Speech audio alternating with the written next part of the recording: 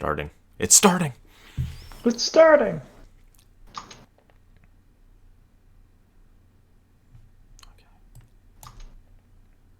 I'm on your channel, so I will be the first fucking boy in there. I'm on your channel, so I will be the first channel, so I will be the first channel, so I will. Okay, it's working. Let me put that over there. I don't know what OBS is gonna capture. Okay, yeah. No, we're good. All right, this is it. No, We're doing it. We're on. We're doing it. We're live. Well, thank goodness. Still not showing for me on your channel, but I Oh, guess I just won't be able to look at my own face. well, why? Why is it not showing? Let's see.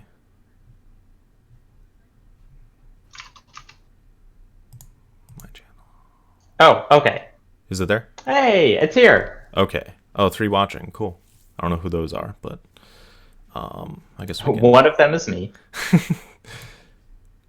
Let me share it on the Twitters. This is how everything has to start. Obligatory plugging.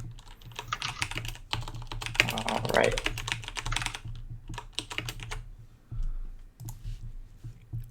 Five watching. You're the real MVPs, all of you. The true fans.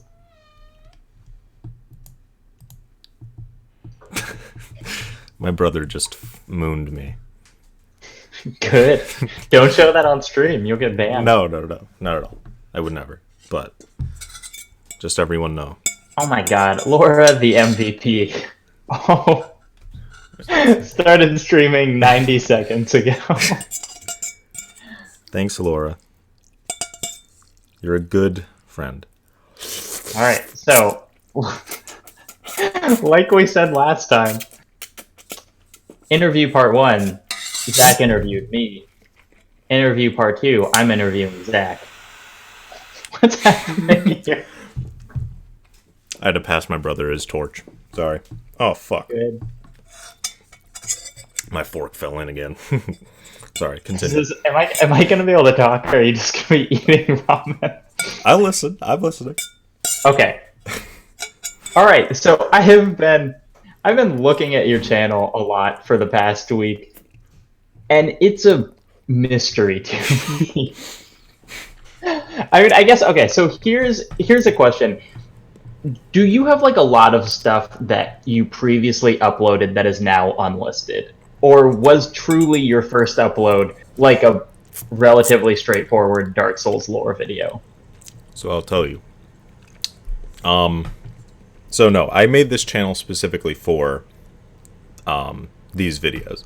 I have like my, I guess, normal channel or whatever, and it has like, do you know Japan Droids? Yeah. Yeah, I just have that like Celebration Rock or whatever, that album on there. And each video's got like 40,000 views or something, so like people watch them. And I was like, I don't want to upload to this because it's gonna be weird having just some other artist's work next to my Dark Souls video. Sure. So I made that channel specifically for that. When I was a kid, I had a channel called Game Vids Productions, where I would make machinima, specifically Sims machinima. And my cousin, he would also do like Halo stuff. We once I don't know how we even recorded it, but we literally phoned in our lines, my brother and I, to like act in it for him. This is incredible. Yeah. We called it because he lived like a few towns away, and our parents were kind of reluctant to like bring us over to each other. So we just over the phone voice acted. So that was actually my first voice acting gig. And when you say, so when you were a kid, is this 12, 7? Like Probably, what? yeah, 11, 12. Yeah, like middle school aged. Yeah. Because, I mean... So you had some comfort. Then were you editing them? Like, were No. you kind of... Oh, well, Okay. I guess so. I was using Windows Movie Maker for the Sims machinima. XP, what up? That's that Hell good yeah. shit. Fucking the new Windows Movie Maker's shit compared. But yeah, so that's... I was editing then, but it wasn't anything major. It was just putting, cutting footage and putting it next to each other or whatever. Right. Yeah. And so then you started this, like, the Zac Frazier channel to be like, this is where I'm gonna put good content. Like, And this is good the content, Dark Souls right. analysis videos and Sims absurdism and everything else. Yeah. So one of the interesting things when you look at your channel is, like, you start the Dark Souls one is very, I'm not going to say boring, but just like it is a straightforward video. Yeah. You know, it's like when you type in video essay, it's like, yeah, this That's is it. you know, talking about Dark Souls and whatever. That's And then like- you've got one that's like a little bit weirder that's about The Sims. And then it just like immediately kind of goes off the rails. like after that, The skate ones after that. I guess, yeah. And Yeah. that's when you did start interviewing people in the middle there, and so immediately it was like more than just an essay channel, because you had this kind of like different kind of content. But did you? I mean, when you did those first two, were you like, this is what my channel's gonna be, or did you always see it as a kind of more, you know, kind of various mediums and topics and whatever? I guess when I first started, it was definitely just going to be,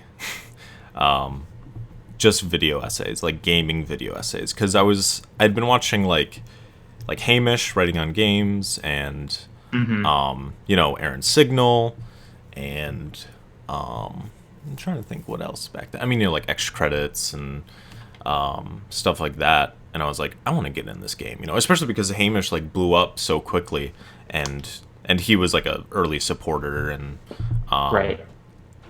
and yeah, so I was like, this is what I want to be. But then, I mean, I feel like the interview stuff isn't too far out of the realm of like what I do. Like, I still just talk to people who make similar stuff. It's not like I'm True. talking to like a prostitute, or like you know, just random folks. I don't know why prostitute came to mind first, but you Sex worker. Come on. yeah, sex worker. I apologize.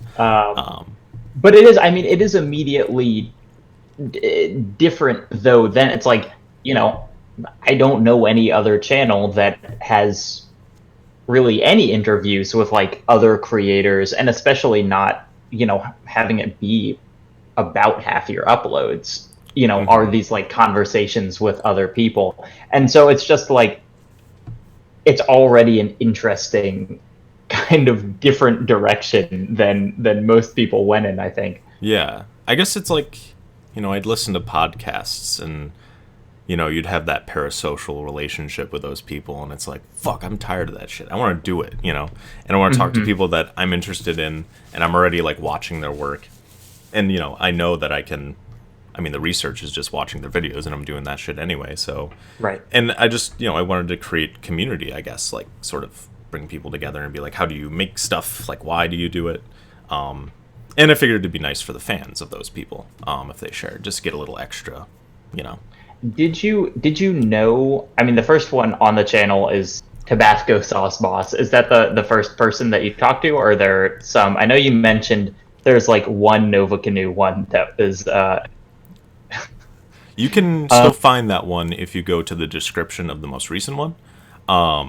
Just because I didn't want to like delete it, but you know, I guess Right. the newer one's better. But it's even like though, first one on the channel is the first one you did. yes, so that is my with cousin. Okay. And so I mean, he does YouTube videos. But I was just like, I need some sort of proof of concept that I'm even capable of doing this. Like, if I just like asked Nova back then in 2017 or 2016, like, hey, talk to me, like why, who are you, you've never done this, you know. And I doubt he like listened to the whole thing, but at least there was something there to be like, okay, this isn't just some, you know, Right. like half-baked idea that won't get off the ground, you know. So yeah, and then I like talking to my cousin, so it worked out. But yeah. And so then, after that, did you just reach out to different people and being like, "Hey, I did one of these. Want to talk for a while?" Like, did you know them before you did this, or was it just kind of like a cold call interview? I guess it was sort of cold call. Like, it was people that I was watching, and Hmm. you know, I'd comment and stuff. I didn't like beforehand. I didn't want to just be out of the blue. Um, and yeah, I mean, but yeah, it was mostly just like, hey, I do interviews with people who make video essays. Would you like to do it? Yeah, I wasn't like, but at that time especially, I wasn't in like the discords that we are now and stuff like that. I wasn't even on Discord. Um, it was literally just I had to watch people and like reach out to them via YouTube Right. messages and shit. Uh, so yeah, that's how I did it. I don't I even mean, know if I was on Twitter at the time. yeah, but as I mean, as a creator, it's like when you're watching these, it's like, oh man, this person's got 2,000 subscribers or whatever. Like they're a big deal, but it's like insanely flattering to be asked to be interviewed. Like I don't think anyone who's doing this thinks of themselves as like famous, Right. until you've been, I mean, like, you know, until you're having Vice articles written about you. Yeah. But like, under like 50,000 subs or whatever, someone wanting to talk to you just because you are like doing an interesting thing is wild and different and flattering. And so I think I don't really have a question here. It's just such a cool, like, it is a cool thing that exists on your channel, is like these conversations with people. Yeah. Because I watched, like, before I was in this, I knew I liked Lamhoot, and then I searched and found an interview and was like, hell yeah, I'll listen to these guys talk. 4 hour interview. And then an hour into it, I was like, all right. Yeah. I have learned who they are at this point. That's, I mean, yeah, with him especially, it's so much content that I had to ask as much as possible. Hmm. But yeah, it feels like I'm glad that you say that you were flattered when I asked, because I feel like sort of I'm imposing for some reason. I'm like, oh, who wants to talk to me for 2 hours so that I can just add? I don't know. You know, that's the self-deprecation in me. But Right. I mean, I think that's, we all, like, I ask people on podcasts. It always feels like a burden that I'm like, hoisting on someone right, else. Could you support my work, please? yeah, it's like, yeah, I don't want to like. I mean, I'm using people as content, I guess. Like, I don't want to. That's not the ultimate goal. Like, I do want to talk to people, but it's Yeah. also a video that I'm releasing to people. Not that these things ever get a lot of views. Like, Right. that's Right. fine. And so it's simultaneously, it's like, well, he's not doing this selfishly because he's not making bank off them, but also I don't know if this is going to actually get me any more exposure than I Right. have already, because it's like, a video with 90 views. Yeah. But So if you're willing to just talk to someone that likes you, then that's cool. yeah, and I mean, I'm doing a part 2 to this after we did one a month ago because Yeah. it's fun as hell. So Yeah. Yeah. good. But going back to those original kind of couple videos, like, do you think, could you have just kept making videos like Dark Souls and Sims?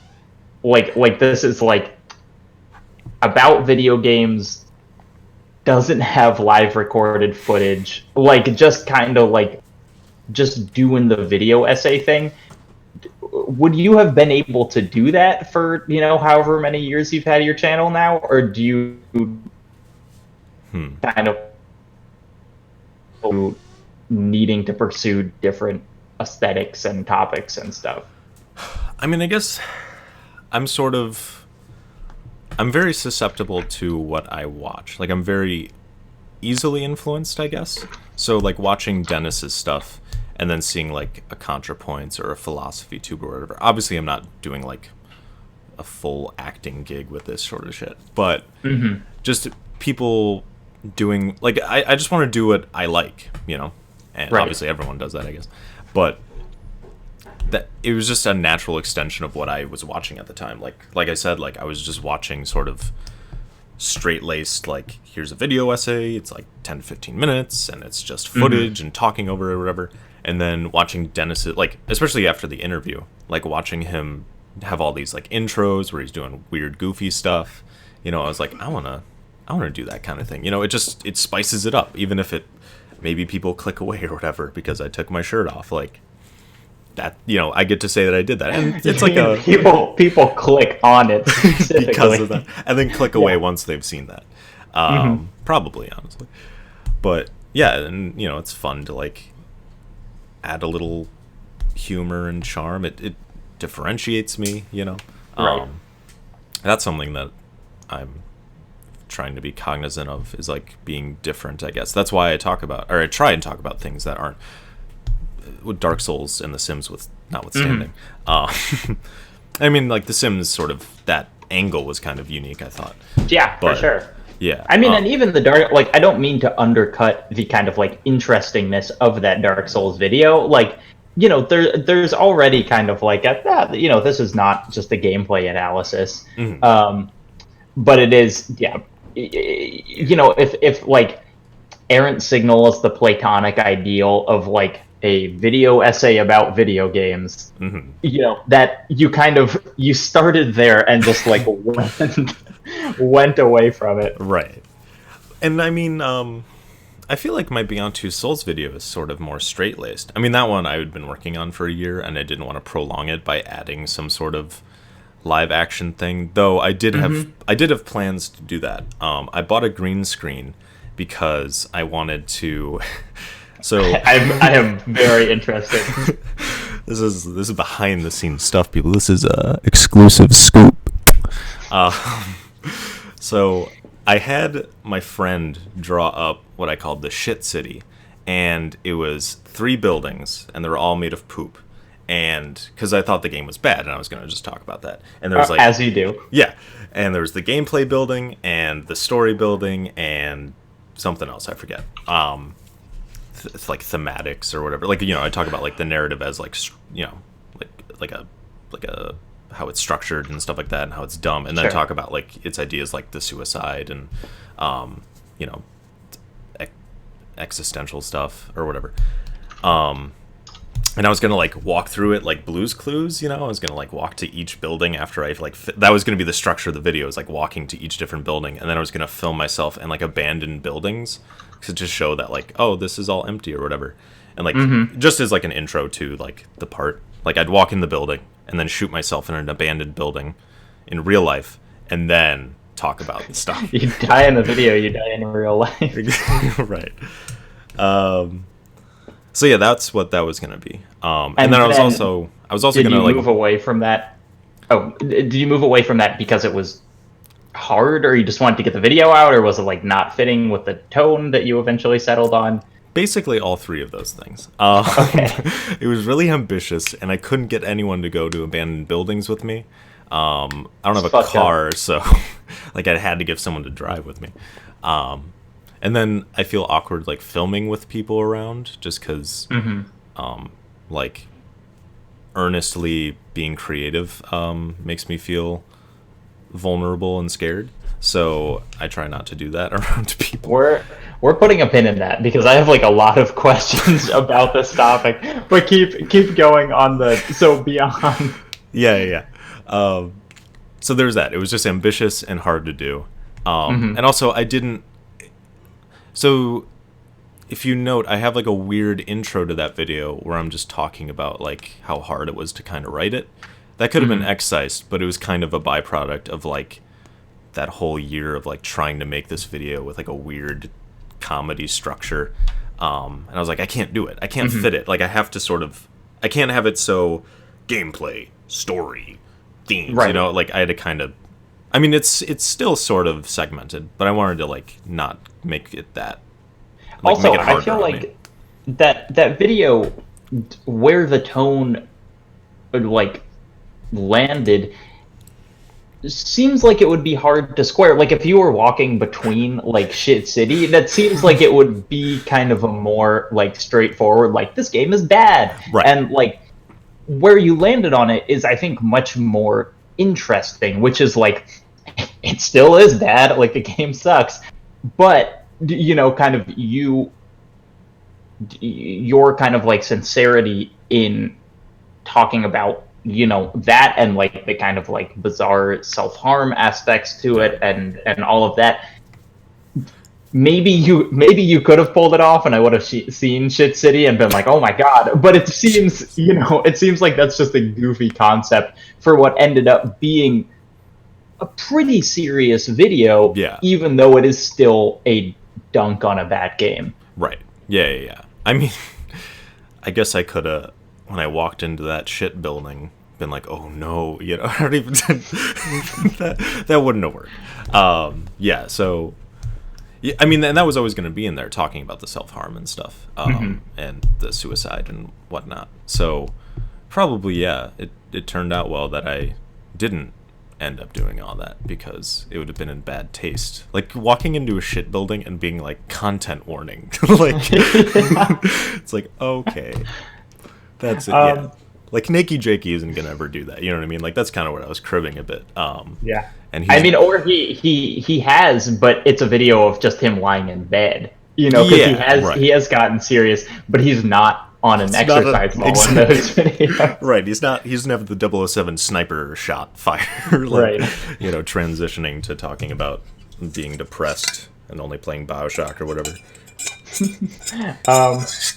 So, you've been working on this video for a year. Was it that you had played beyond a year previous and were immediately like, I gotta write about this, or like, what was your process for kind of like, that seems like a good video to kind of talk about your process with. Yeah. Well, it's such a fucking prolonged process that I don't want to repeat that. Right.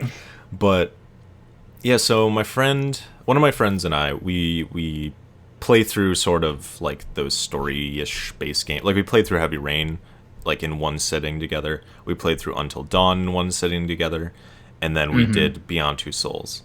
And it was like we were both just like upset at the end of that. It was like a good 8-hour, 9-hour playthrough, and we were just miserable. Like, it was just, we were aghast. I should definitely have credited him in the video more. He's in the video actually at the beginning when there's the dogs. He's one of the people there. Facebook's open. Awkward. The sound dinged, so people might hear that. But yeah, so we played that. And then, I don't think I started making the video immediately after. I think it was like a few months later, or yeah, like maybe 6 months later. I was like, you know what? I want to talk about this, because I'd been doing this stuff or whatever. I was like, this would be an interesting thing to discuss. And I had just finished the Magic Mike video. So I was like, okay, this would be a fun topic. I had a very, like, I love this movie, and then now it's like, I hate this game. So I want to try and do that. I probably will have mostly negative videos in the future, unfortunately, because I'm a sad cynic. But hey, sorry, my sister walked through. What was I talking about? Sorry. So you played it.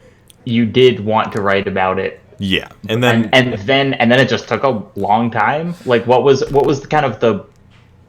what caused it to be such a long process? School. I was still going to school at that point, and I felt bad writing something I wanted to write instead of writing the stuff that I should be writing. Yeah. So I put it off. And I forget when I recorded the video. Oh, excuse me. Someone messaged me on Discord. Okay, never mind. But I think I recorded it in the summer of 2018, and then I started, like, I wrote it a little bit here and there. Like, I probably wrote some at work every now and then. But I just wanted to make sure I got it right, and that was definitely challenging because, yeah, like I said, I wanted to do this weird structure, and that kept it longer, kept it going longer. And then school, and then, yeah, but I guess I just was able to hammer it out at some point. I don't really remember. It's a blur to me. And then editing took so damn long. I mean, it's 25 minutes. That's a lot. That's a big video. It's occurring to me as there are more people entering the chat now. I'm Jacob. The other guy is Zach. I don't know if you came here from a tweet or Zach's channel or whatever. These are the two people talking. And also, if you have questions, ask them in the chat. Like we will talk about those. The questions are as bad as any of yours. Atmos just smelled or talked about. We didn't. I don't even remember talking about poop. Oh, the poop city. Never mind. Yeah. Poop City. Come on, we talked about that for like 15 minutes. Right. But yeah, I don't. The process was long and convoluted and like spattered throughout a whole year. You know, like I mean, and you did a bunch of stuff in the middle of that. Like, you know, you had interviews, you had your sponge video, you had the definitive take on difficulty. I guess that's true. Yeah.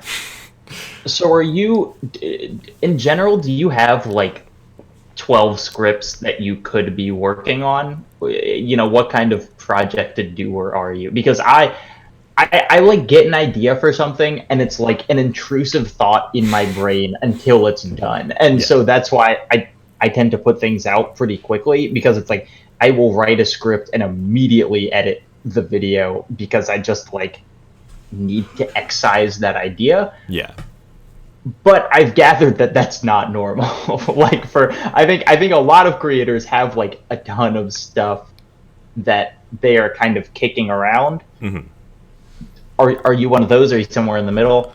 So I don't have any more than one thing. Well, that's a lie, I guess. But usually I don't have more than one thing going at a time. Like I will be focusing on one idea. Now I have like things that I would like to eventually talk about, you know? I'm sure you probably have that too.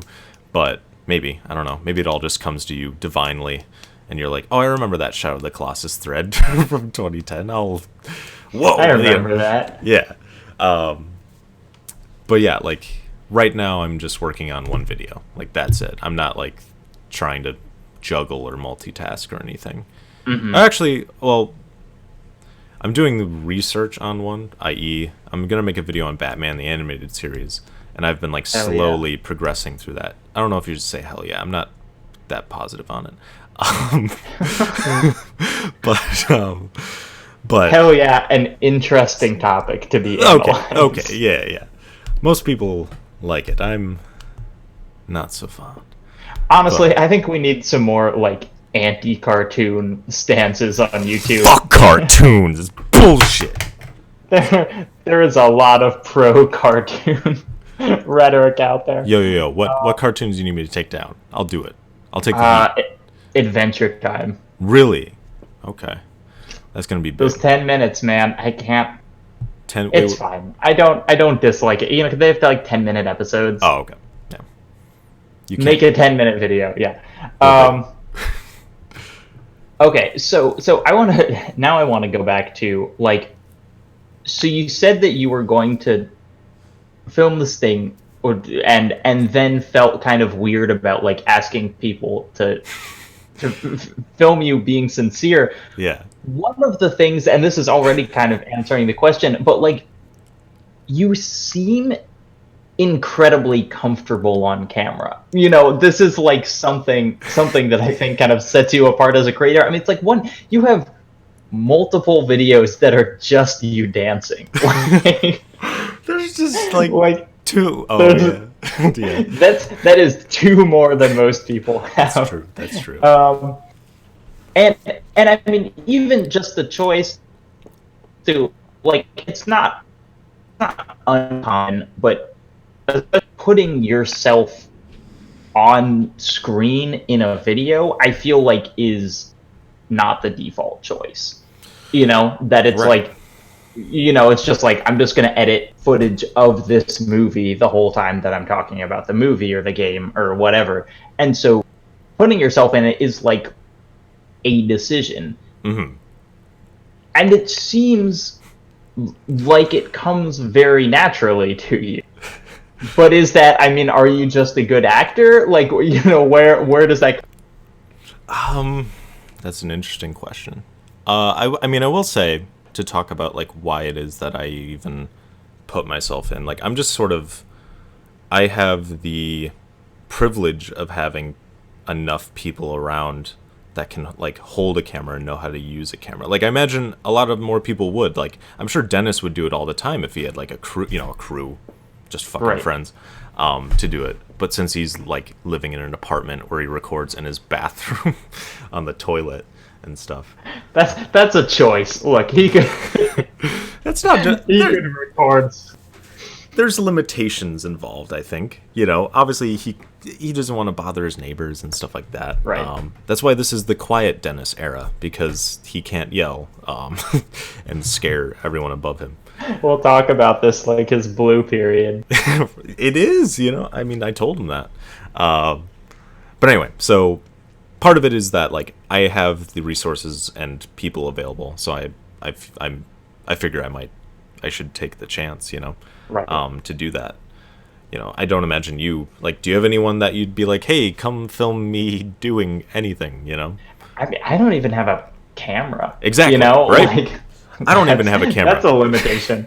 It's not my camera. What are you using? Okay. It's my cousin's, like, T2i Rebel Canon. So, yeah, he just lets me borrow that. Looks good. But then, like, at what point were you like, this would benefit by having, like, did you do like a pro con analysis of it, or was it just kind of like, I want to be in this? Not at all. Like, I'm gonna... I mean, it started with the Magic Mike video, right? And that I just had this idea. Like, I was watching Dennis's stuff, and I was like, okay, I want to have like a fun intro or whatever. So, and that required being filmed, and I knew someone who could do it. And I was like, I just want to express what this movie did to me in like a small short film, I guess, right? Like, it's just like skeptical of these movies. And then you watch it, and then the next day it's like, I need to become a stripper, like immediately. Like, that is what my life's goal is now. And that's what the story of that intro is, I guess. So, yeah, no, that's just how I needed to express it in like a small, contained package, and then I like ramble on for 10 minutes. And yeah. I do have to like focus in on this though, because it's like you're expressing it is stripping on camera, like dancing and stripping with a bunch of other boys, as well. But I don't think Philosophy Tube didn't start, taking off his shirt and posing with snakes until like years after being on camera, and Right. and you just kind of like came out the bat with this. So like, I guess you don't have to have an answer to why necessarily. It's just like it is an unusual thing, and comes off as like just incredibly confident, in a good way. Like, this is. I'm not just kind of like standing in front of a white background and then like 2 years later I wear a t-shirt or whatever. It's like you're fucking starting off by stripping in a parking lot.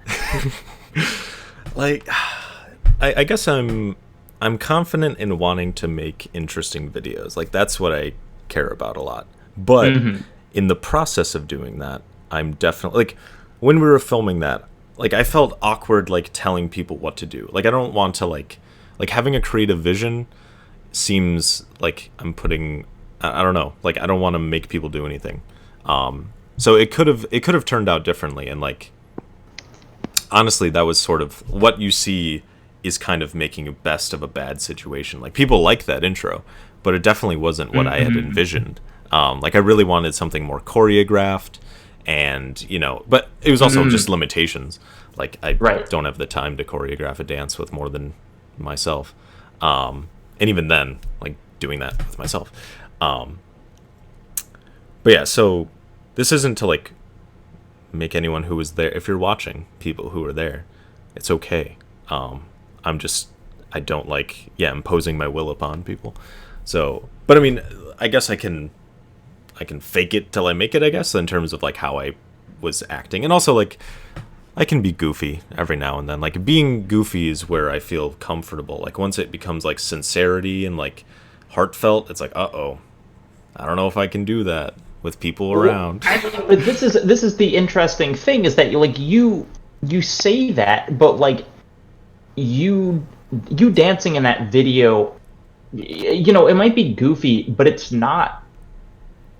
You don't come across as like making fun of yourself or other people, which does feel very sincere. Like it seems. I don't. It's like I don't sincerely think that he's trying to become a stripper, but like it seems genuine that you're not doing this and the joke is like you're bad at it, which I feel like would be a very easy direction to go with something like that. I don't even know how to. I just genuinely like. I don't know. I guess it is sincere. It's sincerely goofy, I guess. Like, yeah, there isn't like a punchline, or I mean, the punchline is that I start stripping, but like, yeah, there isn't any.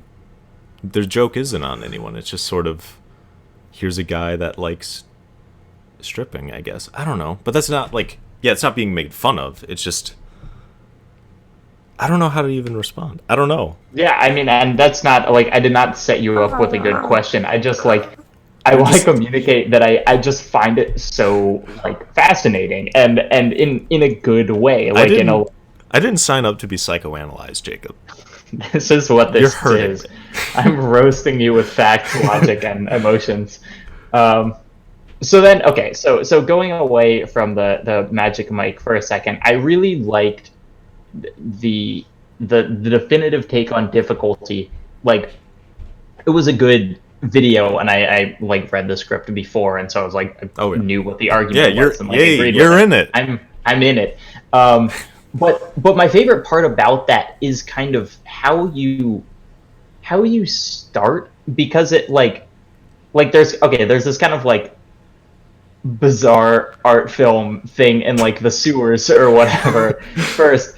But when you actually start kind of like doing your script, it's almost like you're like stumbling onto frame and just starting talking. It's like you're outside at night. It's windy. It's like the audio is like not bad, but it's clearly like it's on location. Yeah, right. And it's like, what is your process for doing? Are you doing a lot of takes of this? Did you kind of see the video as starting this way when you started writing it?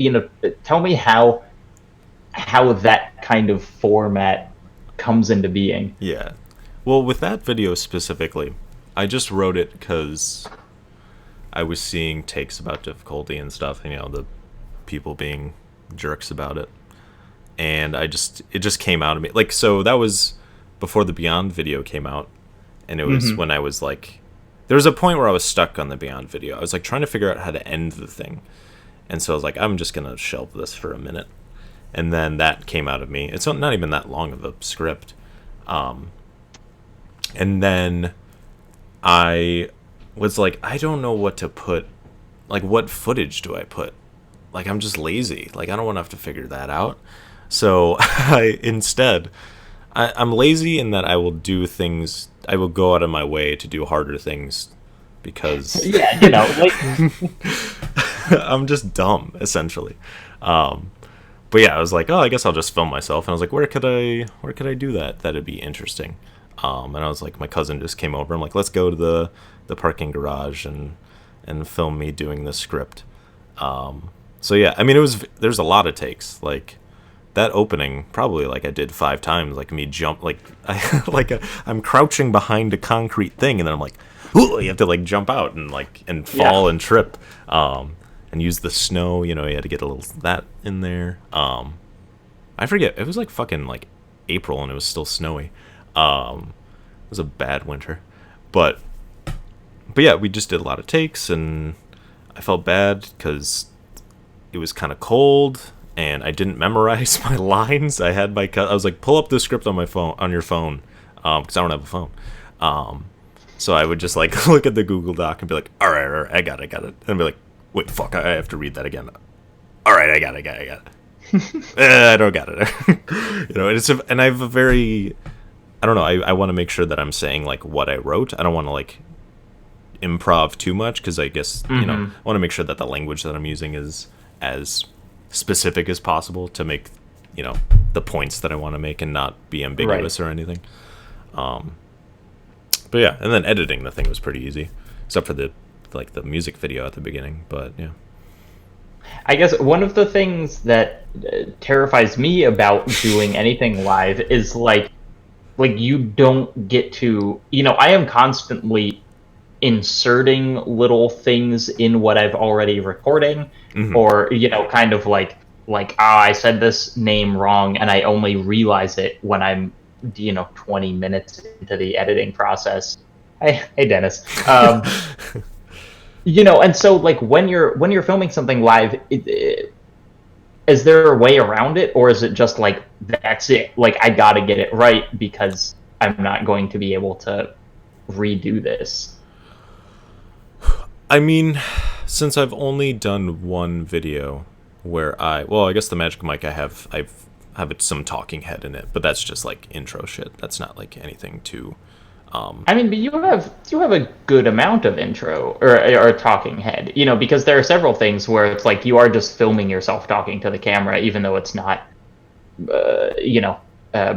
cinematic per se. It's just kind of like a webcam, but it's still you. Like it's still live. Yeah, but like the stuff that I'm saying in that was, I mean, some of it was jokes, and then some of it was just like, here's why I'm making the video. It wasn't like anything too substantial where I'd want to add some other idea in there or whatever. Like I imagine that you would. I mean, because your videos are so tight and they don't have like everything is important and saying something. I feel like so in terms of like filming the difficulty video, there wasn't much else that I wanted to add. Like there wasn't anything that I was like, I could have. Well. Actually, I guess there was, but I wanted to keep it small scale. I wasn't trying to make like a really long video and do research and shit. This was just me sort of venting, I guess. That's how I vent. I make a 7-minute movie. Look, man, there's a reason we're both here.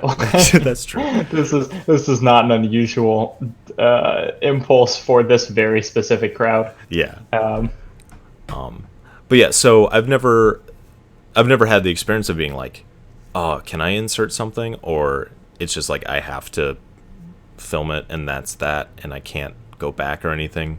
If that was the case, I would probably take longer on the script and make sure that I have everything that I wanted and then go into filming. Because especially, if you're not in a studio, it's hard to recreate what you're doing in the moment. Like if I went to that parking garage on a different day or whatever in like different clothes, right. I'd have to like plan all that out.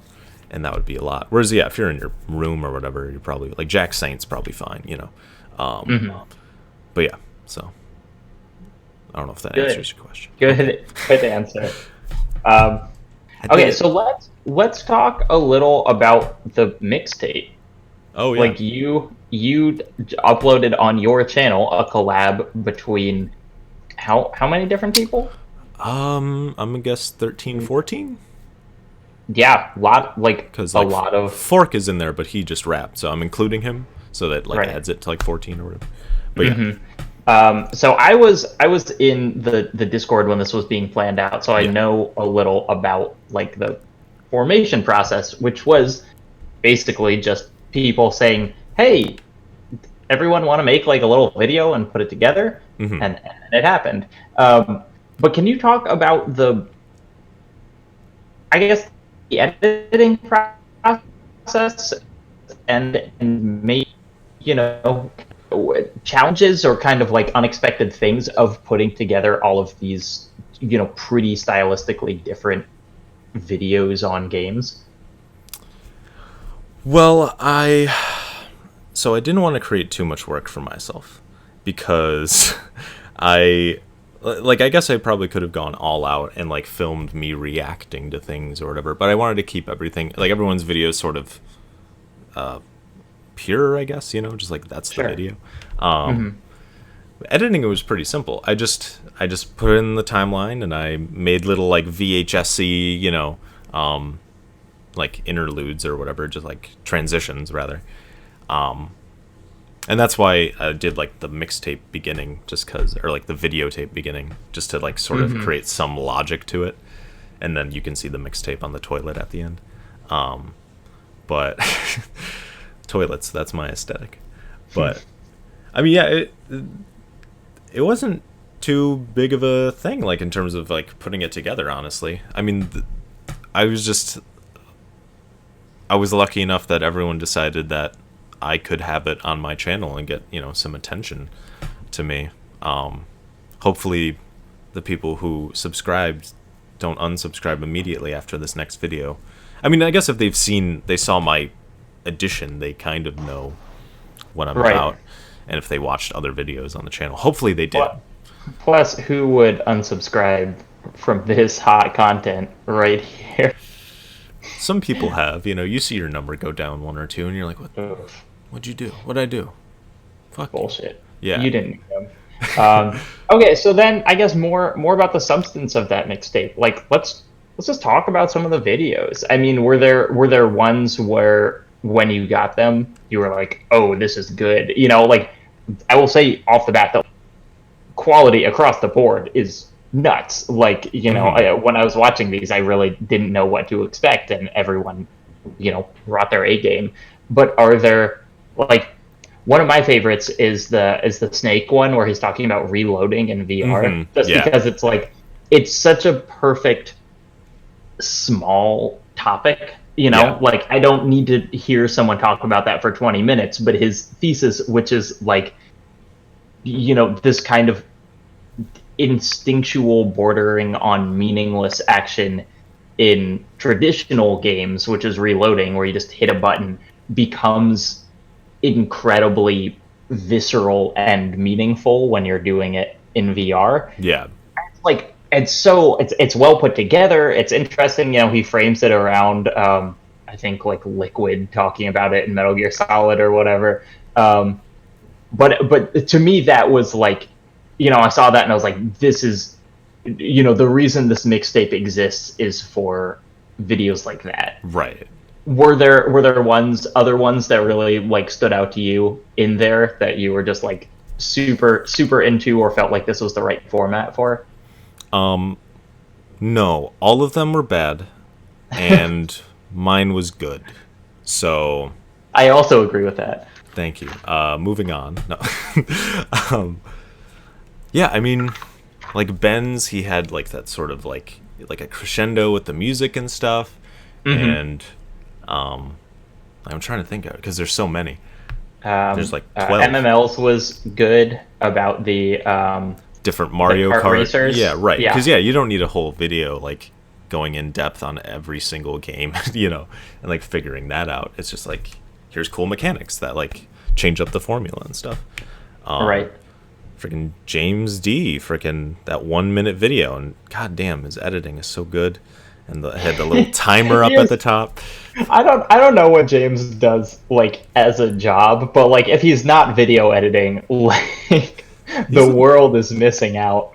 I think he's animating. I don't know. I haven't asked him. I know he does commissions and stuff sometimes. Right. Yeah, and he made the thumbnail, and he made his own little trailer for the video, which was really good. I don't know if you saw that. He did. Yeah, he made the thumbnail, I should point out, for my Shadow of the Colossus video. Which is like that. I will give that thumbnail probably like 50% of that video's success is because of like what a good thumbnail. I mean, I'm very happy with the video, but like it's to talk about myself for a little bit. The video's like exploded on Twitter in a way that my other ones have even come close. Yeah, and I think a good amount of that is like just what an evocative image that thing is. Although I did take that picture using the game's photo mode, so I get some of the credit. Wait, in the emulator or no? That picture is from the PS4 game. Oh, okay. Oh, I got mail. Sorry. Ooh. Oh, I think I know where it is. Is this a Blue's Clues extended riff? Blue's Clues. Yeah, that was such a good video. Good job on that. I mean, I read the script, so I knew it was going to be good anyway. But so kind of watching the video was almost like, I was like, oh, I wish I didn't read that. Like, I wish this was a surprise. It would have been great. It's still, I mean, and the editing in that, and like, you know, how you were able to show the text and stuff. Like, you know, what do you just use like a simple like a Premiere effect to like have the text scroll up, but you just see the text? Okay. It is so. This is why I love video editing. It's like no one knows. I mean, I filmed myself scrolling down it's like I just screen recorded it, and then that's all that is. It's just a cropped image that has like a, you know, you kind of do the things where you just scroll through the different like layering options, and then you're like, oh, that one looks cool. Right. Yeah. Oh yeah. That's what I did there. But then also, James did the thing where it like fades into The Last Great Secret. That's like the biggest special effect in there, and he also did that. So he helped me out a lot on that video. Yeah. Good job, James. Another great one from the mixtape is the Bobby Broccoli one on that the like Rhythm Heaven game. God, that was so good. Such a simple concept and a fun history lesson. Like, I like that stuff, like retro histories, you know, little thing on hype, which I had no idea. You know, I'm sure most people didn't know. Yeah. Yeah, I like that one. And then you had a video which I really liked on Banjo-Kazooie and kind of you trying to love it and not.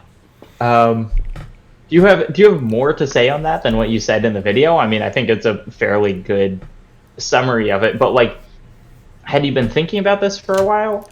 So yeah, I played Banjo. I played like 3 hours of it, maybe last year or something. And yeah, it was just like, that's fine. It's kind of, you know, it's whatever. And I'm sort of, I wish I could have made a longer video out of it. It was just the only idea that I had that I could squeeze into the time frame of making it. And, you know, I mean, mine's one of the longer ones. 5 minutes is like, is pretty long. I think only Dennis is as long or longer. Just cause, and that's just because he added the Nova Canoe stuff, the face reveal. It's a great moment. But yeah, and I've just been feeling this way about a lot of games recently. Like, like say like Zelda as a series, I'm kind of cold on just because I don't find like the narrative that remarkable, and it's just like, all right, make sure you go to the right rooms and move the things and put the key in the hole. I'm like, like, you know, that's a very reductive way of putting it. And, you know, there's like Game Maker's Toolkit videos on exactly, you know, like why some dungeons are well designed or whatever. But that doesn't, and I guess that's sort of what it was like, not a parody of, but like kind of in reference to, is like, even if you talk about games in some sort of depth or whatever, it doesn't mean, and you like, you find the design in it, it doesn't necessarily mean that it's going to be enjoyable or good. Like, those two things, like the formalistic analysis and like enjoying something, are not the same thing, I guess. Right. I think, yeah, that's a really good point. I mean, as someone who watches tons of videos on people passionate about games, it is interesting to pull. I kind of feel this. There are some movies that I feel about this too, where it's like, it's technically good. Like, I don't have complaints about it as like a work. It just doesn't get me. Right. And sometimes it feels like as someone who kind of like I'm not going to use the objective word, but like as someone who does analysis of games, it seems like you should be able to check off like, it does this and therefore I like it. And the fact that like sometimes that just still doesn't happen, right, is an interesting phenomenon, and it's one that I'm glad you talked about, because it's like someone in the chat says you're the first person on the internet I heard not loving Banjo-Kazooie. Yeah, and it's like, you know, you don't have to. It doesn't have to be a bad thing for you to not like it. You know, it's like Beyond is a bad game, and also one that like has a lot of real like problems with it. Yeah. And Banjo is not a bad game, and it doesn't you know, Doesn't offend. Banjo doesn't appropriate Native American culture. It might actually, I don't know about that.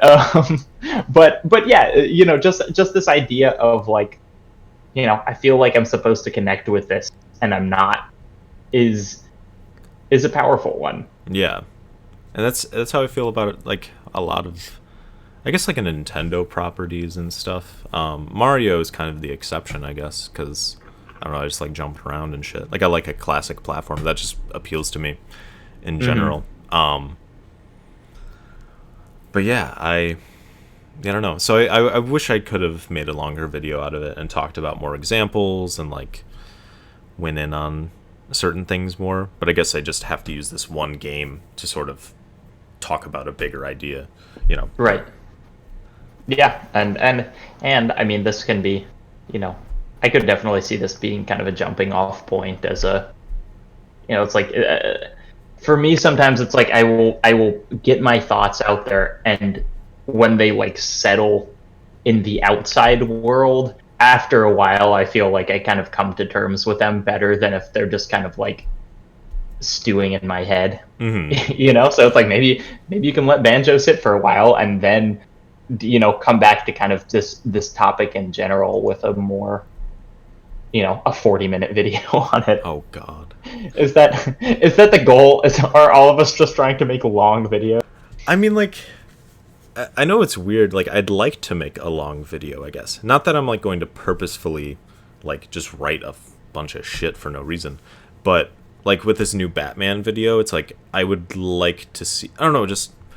When I see, like, a long H-Bomber Guy video or something, it's like, that feels like an event. Especially, like, back in the day when it was, like, the Fallout video and, like, like, Dark Souls 2 and, fucking, what's the other, Bloodborne or whatever. Like, seeing these long videos is like, oh shit, alright, we're about to, have a good time, I guess. I don't know. I know that's a weird way to put it, because it's just a video essay, but like, it just feels like you're gonna get into a lot of things, and, some people do it better than others, obviously, but, I'd like to be able to give that to someone, I guess, to recreate those feelings I've had about long videos, where it's like, oh shit, here we go. Yeah, and that is a really interesting topic, because as someone who like watched and loved those H-Bomb Guys videos when they came out, I'm not sure, like, I don't think he would make those now. Don't think? And maybe that's probably projection, but it's like, when I feel like there are two kinds of long videos on games, and one of them is basically in the style of like Dark Souls 2 or Fallout, where it's just kind of like going through a list of things. It's just like gameplay analysis on its most granular level, which is like, it feels bad when I do this, and it's hard to pick these up and whatever, and you just list 100 of those. Yeah, right. And it's like, there's that, and then there's no Occult Ultra Bay. And those are like the two kinds of long videos. And I mean, it is, I have made no kind of allusions in our Discord about the fact that I think he is like one of the best writers out there. And it's like, he can write an hour and a half of video. Well, I think part of that is like, he's always talking about multiple games. Like, if he was just talking about one game, I think he could cut, like, it would just be shorter, just because he's not, I mean, he's got hour-long videos on one game. Does he? Yeah, I guess you're right. Like the Fallout 76, and yeah, and it's just kind of like, you have to go, and he is like, he's so galaxy brain that he almost never talks about. Weird that it's like, I kind of can't think of a long video that doesn't do one of those two things. It's like, it's either the most gameplay nitty gritty, or not at all. And I kind of don't, it's like, I like Gervais videos a lot too, but can you walk a middle ground there? Like, what does an hour and a half video that's not one of those two things even look like? Right. Well, what does it look like, Zach? I'm gonna make it. No, I don't even know what game I would talk about for that long, Like that's Yeah. and Noah goes into like the context of its development, and he's just a long form writer. Like that's just his style, I guess. I kind of wish I could read his videos. I'm kind of like, I like the guy, but here's the thing: the boy edits like shit. Like he just puts random footage on there, and it's like, I think he just doesn't. Yeah, I think exactly. he reads it in 2 takes, and he has like an hour of gameplay footage, Right. and he just puts them together. I get really distracted by his footage. Like I'll be like listening, and then I look. It's like, what's Alice doing right there? What the fuck? That's kind of weird. You know what I mean? Like it's so, and it's hard because he's talking about the story and stuff, like, and like the levels or whatever. It's hard to like match that completely. Like, sometimes you just need It B-roll. seems like he's ripe for just filming himself talking. Yeah, that'd be Like great. because he does at the end, like he reads whatever. Yeah, it's an interesting thing. I guess the other one, it's like Lindsay Ellis's Hunchback video is like Yeah, 45 minutes long or 50 minutes long or whatever, and that's it's a film. It's not a game, but like what she's doing there is talking really specifically about the movie, but also giving that context or whatever. And so right. that's a little. It's not like she's like when Hunchback took a step here, you can see that the frame skipped, like whatever, Yeah.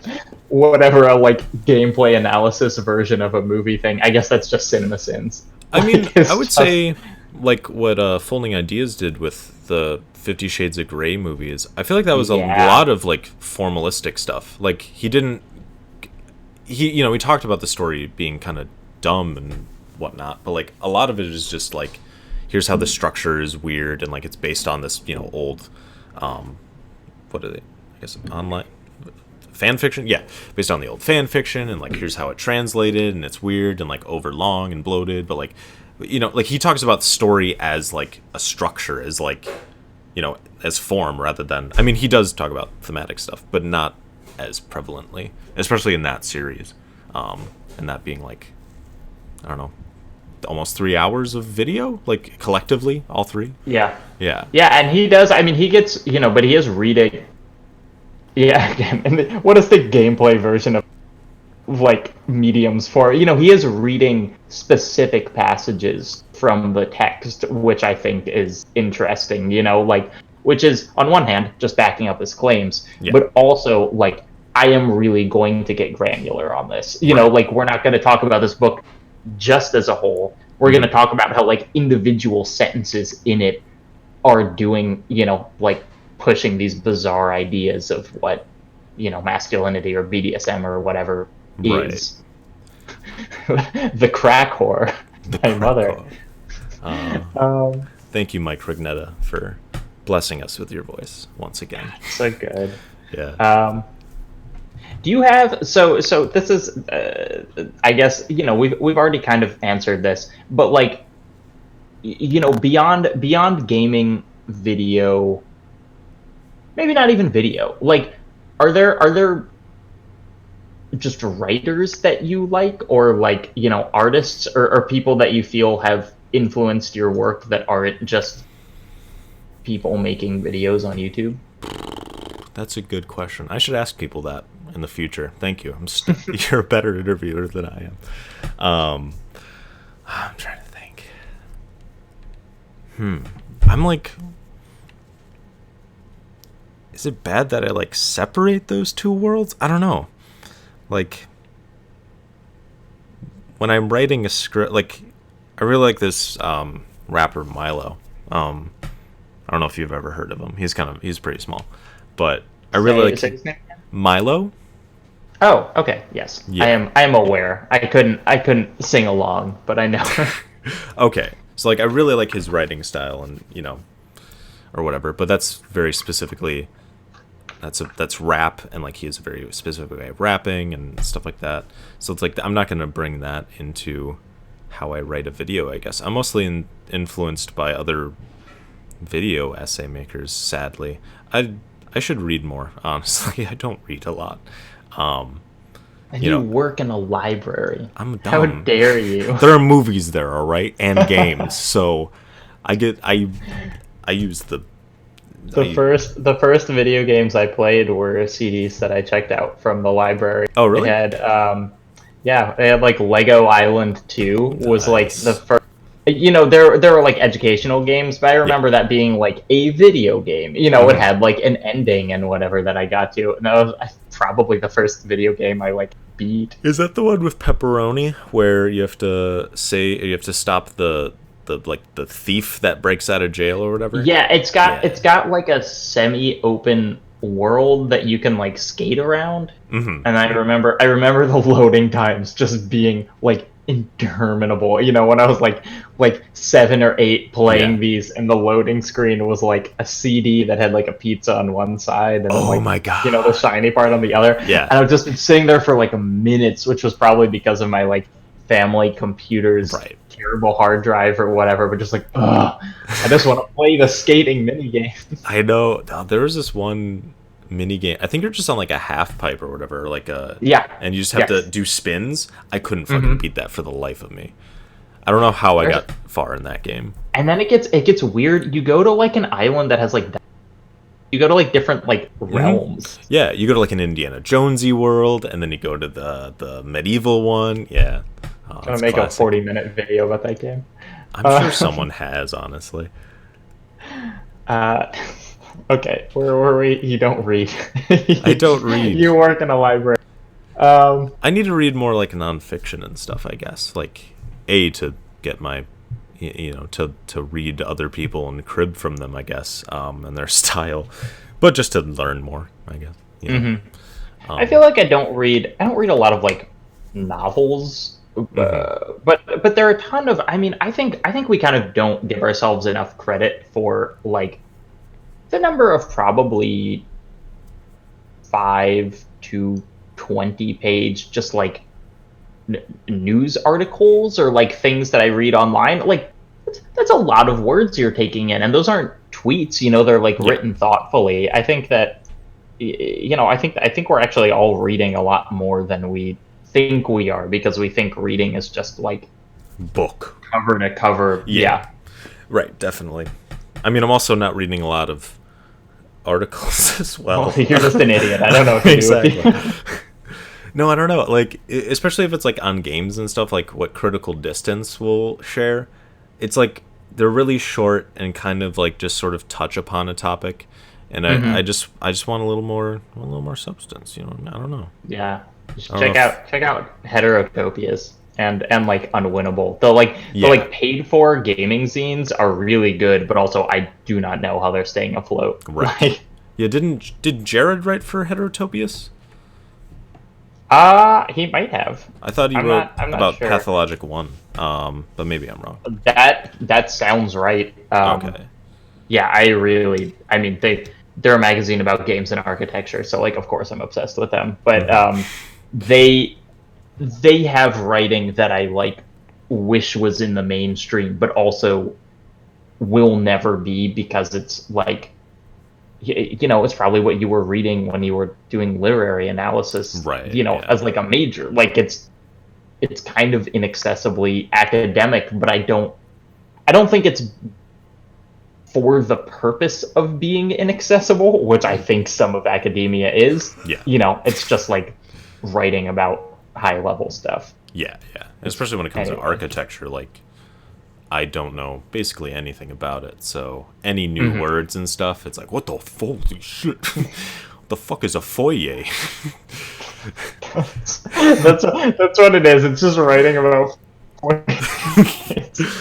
Just like this character is in the foyer, ergo, that means that the power dynamics between, yeah, whatever. Um, um, okay, this is not related to that, but this is a question that I've stolen from the Good One stand up podcast, which is a really good podcast. mhm. But he asks stand up people. Like If you stand-ups, could, like comics, or like good yes. people. Okay. Yeah, yeah, like the real gallon. Well, Yeah. so he says if you could take a joke and kind of go to a universe where you created that joke, like steal it from someone else, but no one would know you stole it. It just like always been Oh, yours. What okay. would you do? Do you have a video essay that you would do that with? Because All of them. I I know like I have an answer, and I feel like I that feel answer like probably would say a lot about who you are, who you wanted to be. I want to. I feel like we might have the same one. I don't know if we would, but like it would be pretty cool if we did, because I know your tastes and stuff. It would probably be um, Ian Danskin's beginner's guide video. Okay, it's not the beginner's guide video, but Oh, is it the Smash Bros video for you? no, it's we don't talk about Kenny. Ah, that's a fucking great video too. God, all those videos are good.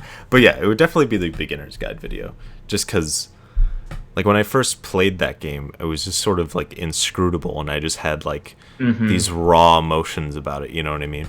And then having him like, I mean, and then also talking about like aesthetic theory and like what it means to even just read in general, like having someone talk about that, especially when I was going through my English major, and like it was just very clear, you know. Whereas like stuff that I was reading like wasn't, or like we didn't even cover that sort of thing, like what it means to even, like that's something that people should talk about. Is like what is reading, period. You know, like what is, Mm-hmm. like how do we share ideas and stuff like that. And then getting into the story of the game, and like, you know, how it's about authorial intent or like misconstruing that and stuff. It's a It's fucking a it's a really interesting video because like for one, the beginner's guide is maybe my favorite game. Like mhm. if I had to pick a favorite game, Yeah. it would probably be that. Um, and it's interesting because that video is not particularly emotional. No.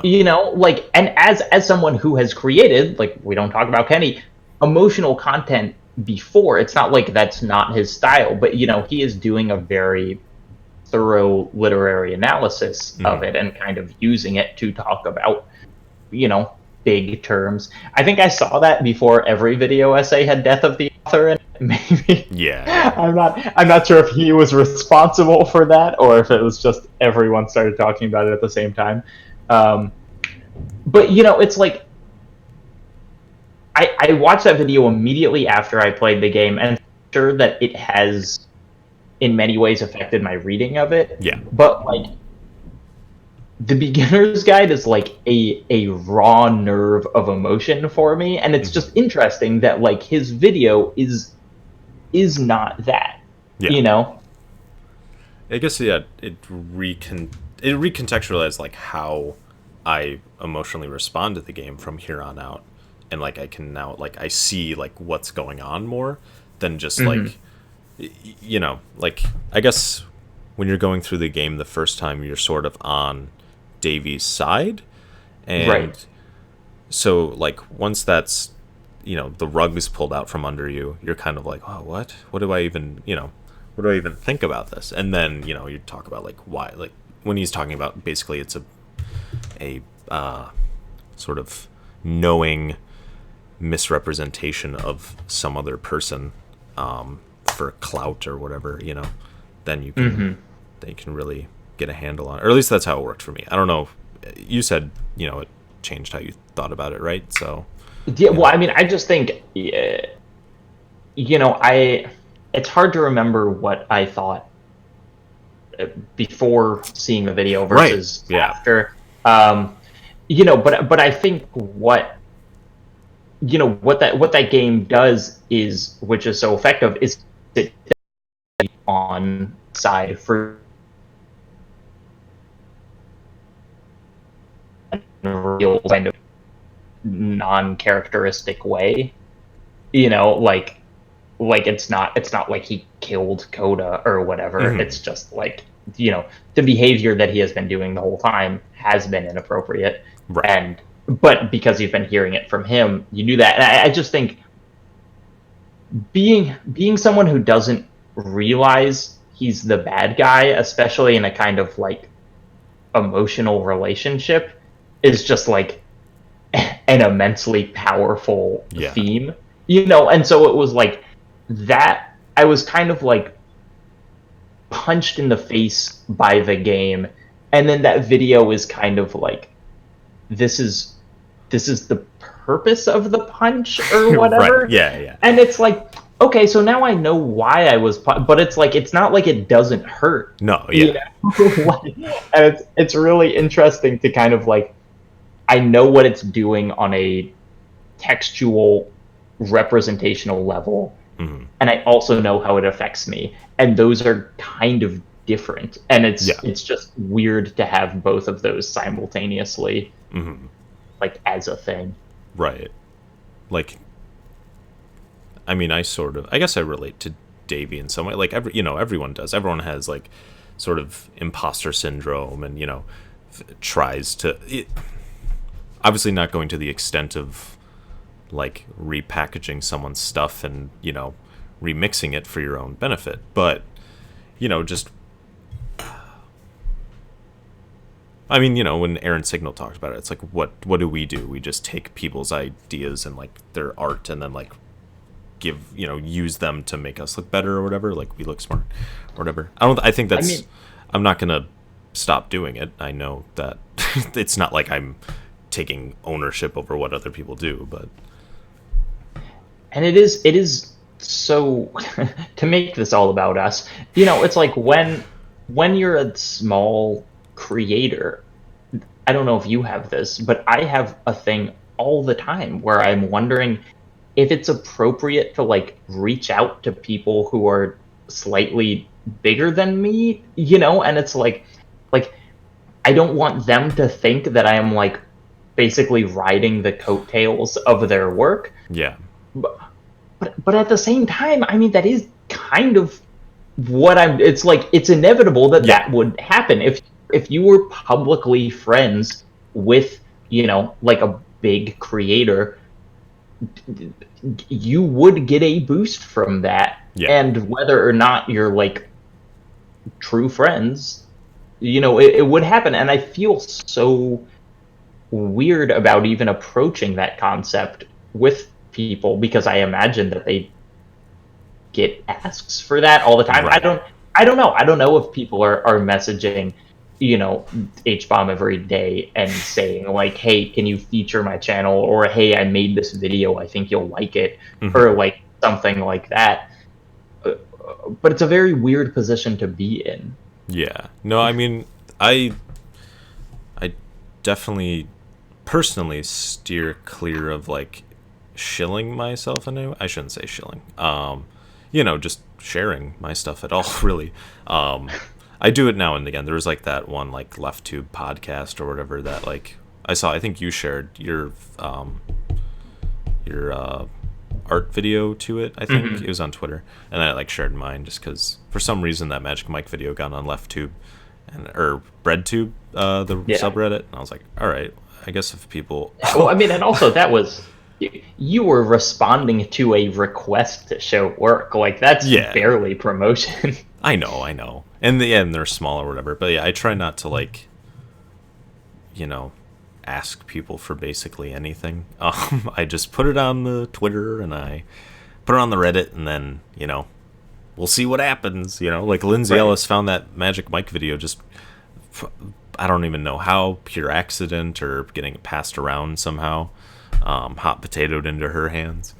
But yeah, I'm definitely wary of like, I'd rather, I mean, if other people do it, it's fine, but I personally like try and play it on the safe side and be like, I'm not going to ask people, especially with larger followings. I mean, it's not like we're friends with too many people like that. But yeah, I'm just cool to be hanging out with this group, like people that I like and like look forward to watching their videos and stuff. And it's like we all just share each other's shit and watch it and comment. Like that's cool for now. So yeah. Yeah.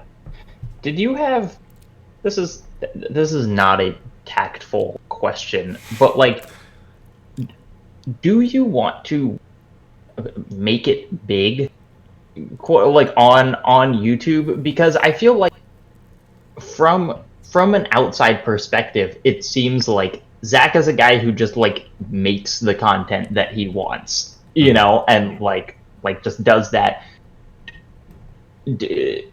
Would in your ideal world would you be doing this with like 100,000 subscribers? Like, do you want kind of like just the validation of numbers? Is that even something that you think about? Um, I mean, yeah, I guess I would like to do it, and I don't know. This might sound like utopian and kind of phony, but it's like I just want to spread interesting ideas about media to the most people possible, and like I wish I had like I feel like certain, or not certain people, I feel like yeah, I just want to like have people be like, well, I want to like steer conversation and stuff, not like in a weird like creepy way where it's like I'm getting people to do shit, but just be like, you know what, Batman is kind of bad, whatever. Very low stakes involved, but I don't know. I just want to create dialogue. I guess that's really it. I mean, that's kind of what the interview stuff is about, right? It's like just being able to talk with people and you know um, connect and like I like referencing other YouTube videos. I didn't do that in my difficulty one, or really my Beyond Two Souls one, because not a lot of people have talked about that game. But I like seeing what other people think and like referring back to it and like creating those sorts of connections, like building ideas on top of each other, like making meaning is Right. interesting to me, and like showing the precedent of what people have said so I can like build on top of it, and then have reach so that other people will see what I've said and then like put it in their stuff and build, it'd also be cool just to get paid, I guess, to do it. But Would that be? I mean, again, if like if tomorrow you had, let's say, like $1,000 a month Patreon with the expectation of like putting out a video every month, is that good? Like, would you want to be there? I You- would, yeah, I'd like to to me, do that that. feels very stressful. Oh yeah, Like like it's a I don't know if I could physically do it, but it would be fun to try, I guess, and then eventually change it to per video, and then put out a video once every year, and then die starving. But no, that would definitely be, that sounds cool to me. I don't know if it's viable or safe, but like unless you're a Jim Sterling or a ContraPoints who makes like 70K a year from it and can afford insurance and stuff yeah. solely based on like the Patreon money.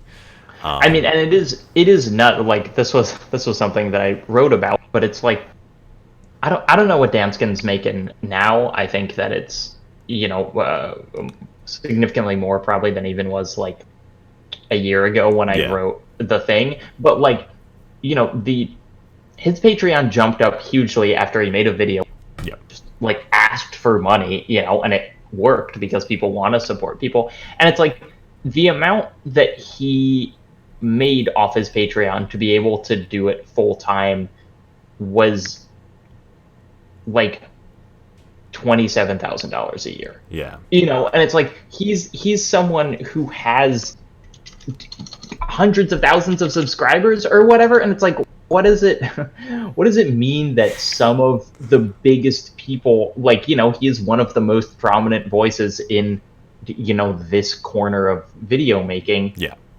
is making He's barely as above the much as poverty kind line. of like an entry level job. Yeah. It's a God, it just seems so hard. Yeah. you know Yeah, that's what I'm afraid of. I mean, like, Not if to talk you out of this. I don't know why. Yeah. no, I realize that it's a pipe dream probably to get to a stable place with that sort of that sort of revenue stream, I guess. So I'm not gonna not look for like jobs that are full time or whatever. And yeah, we're going there, Drew. Yeah. Um, but it would be nice to, and I have some people on Patreon right now. Like I've got $5 per video Hell yeah. coming to me. So when this next video comes out, I'm gonna buy a soda. Don't drink coffee, so next best thing. But yeah, it would be cool to do that. I'm sorry. I lost my train of thought thinking about soda. Yeah, but it's scary to live off that. Like, yeah, if you're just living at like $27,000 a year, it's like that's pretty bare bones, you know. I mean, I It don't. is. Oh, sorry. Go ahead. I don't plan on having kids, so that helps, I guess. But Okay. that's anyway. Continue. It is interesting to hear people talk like Tim Rogers at Kotaku talks about pretty frequently, you know, people writing something like you should quit Kotaku, like, make money on Patreon or whatever. And he's like, I could never make the videos that I'm making now if my income was dependent on like donations from people. Yeah. Like he made 10 hours on the Japanese to English translation of Final Fantasy VII, and it's riveting, but like it's still, how is YouTube this big and yet they can't provide like a meaningful salary to anyone other than like the 1% of the 1%. Yeah. Right. Yeah. I mean, are they? Does YouTube make profit even though? Like, or is it all going into? Okay. Yeah. Oh, Okay. they're making profit. Yeah, I forgot they've got the ad revenue. I was thinking like, I don't know. What is there any companies? No, they're doing this out of the good of their heart. Yeah. I'm thinking like Patreon itself like doesn't make a lot of money, right? Like it's sort of. Well, I mean, but Patreon like changed its things. Did you were you not a part of this? I think I remember it happening, but did it go through? Like I thought they like changed the price model. So I mean, so they changed the price model. They changed it back, but then they introduced, like, if you join Patreon now, you're getting a different cut than if you joined Patreon before. And Dan Olson, Folding Ideas, had a big Twitter thread on how Patreon is a perfectly sustainable business model because it's like they just take a cut, and so the more people they have on there, the bigger they get. But sustainable isn't what, you can't just be sustainable in a capitalist environment. Like they kind of have to start screwing over their creators more because they have to expand, right? Even though they would be fine just being at the same level. Like everyone could, level is not everyone could okay. keep getting paid the same amount. It could be like a perfect perpetual motion machine of just like but no, they can't have that. I think I remember that that thread, but yeah, I guess YouTube could probably, like I don't know how they would structure that though. Like, would it be like sort of a what was that before, the not channels but the multi-channel what was it? I forget what that was called. I know what you're talking about, like the thing that like Lindsay Ellis and a bunch of other people were. Right, exactly. Like, back in the olden days before it was just your videos were monetized and you got ad revenue or whatever. Yeah, I just like I don't know if it's possible to have a system like this that actually does pay people like normal amounts. Not Blip. It was like fuck. Sorry, I just wanted. It was like, wasn't it like Team Awesome or something? Like, it had some weird name. Yeah, it was just like it was a group of people that like would help you get better AdSense and stuff like that, and then they took some of the cut. They were like sort of middlemen almost. Like they took some of the cut, and then you were under their protection or whatever from copyright and stuff like that. It wasn't a different website. Multi-channel. Thank you, Laura. Multi-channel networks. But yeah, like maybe they. Well, I mean, those turned out to be shit. Yeah, those seemed. I mean, those are the landlords. Yeah, I know. I don't. But like, there'd have to. I don't even know how you'd even structure it. Maybe there just needs to be a new. There just needs to be, instead of websites that host articles, it's websites that host like a few videos. You know what I mean? Like. Oh, pivot to video. Yeah, a flawless strategy. Well, I mean, I don't know.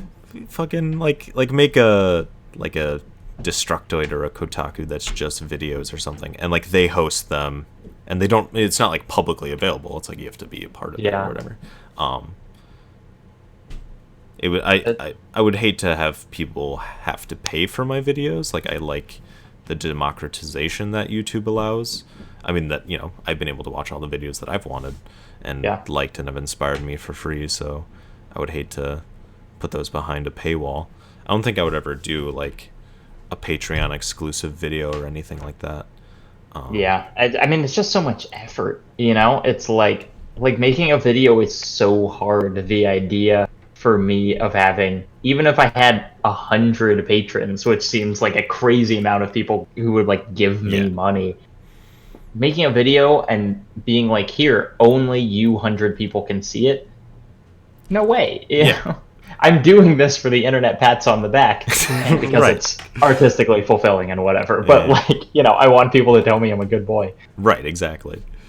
I want this to spread like a virus, you know what I mean? I want to see that. I just want to start a chain reaction. Did you... this is something that I kind of don't know the answers to because I came in, fairly late to video making. But like, at some point, did you have the goal of being like a community connector? Because I kind of feel like you are, and it's an interesting space that you're in, where it's like you are not the biggest channel by any means, and yet people who have YouTube channels, I feel like kind of know who you are. Hey, Chariot. Hey, Chariot. Like, I guess the interviews stuff was sort of... It wasn't like... Initially, it wasn't necessarily to build community. Like, I didn't think I'd make friends and, like, network or anything. I just thought, like... It was strictly for, like... So that fans could learn stuff about the people that they like, and I could learn, too, about... because I just like YouTube a lot, and I want to ask people about it. I want to have conversations about it, and I'm not really friends with anyone in real life who does it, so... Especially, like, this form of YouTube. Like, my cousin makes, like, animated jokey videos, and it's like there's only so much that I can speak to him about before it's like he's not writing scripts or anything, at least not like that. I don't look very roasted. I had some ramen, which was boiled, not roasted, but it's really cold now, so I'll have to reheat that at some point. I am simmering, yes. But yeah, in terms of bringing community together, I mean, I feel like I'm riding on the coattails of like what Dennis did. Like, the only reason I got into that Discord was because I messaged Dennis because he called for someone to play Resident Evil 6 with him at the end of his Resident Evil 6 video, and I was like I don't know why. I was just like, I like his stuff, I figured, fuck it, I could, it'd be a fun goof to hang out with him and whatnot, even though I didn't know him too well. Like, at that point, I'd probably only seen like 3 or 4 videos. It was just like Hamish suggested him. I was like, okay, and then I did. I was like, damn. And then how did you know Hamish? Because he's like a big boy. Like I said, like, because when he was early on, like, I watched his like his witness video, and I think is like, I forget, you could probably like find the history of like what I commented on or whatever, but it was like definitely that video. He's doing it. Wow. I'm just looking at his history of videos. Yeah, if you look at like the beginning of his channel, like, You see, Matt, I didn't meet Hamish through Dennis's Insane Crusade. I met Hamish before that. I just He also has his first videos on Dark Souls. Yeah. That's everyone. That should be everyone's initiation. But yeah, I just commented on his stuff, and then he somehow found mine. I don't know if I think he watched the Sims one. I'm not exactly sure, but there was sort of a back and forth there, and obviously he blew up or whatever. But we'd like talk on Twitter sometimes. He'd share music, and I'd be like, "Hey, that's pretty cool." We just kept in touch. Not like we didn't message directly or anything. We just watched each other's shit. It's insane to me how recent this whole community is. Like, he started making videos 3 years ago. Yeah.